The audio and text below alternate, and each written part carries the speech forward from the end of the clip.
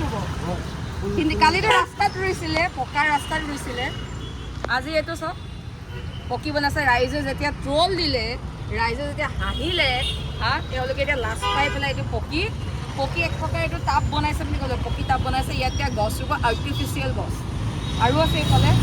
দেখুৱাম এইটো তগৰৰ পুলি হয় জাপানৰ প্ৰাইম মিনিষ্টাৰ যদি সদায় অহা হ'লে নাই আমাৰ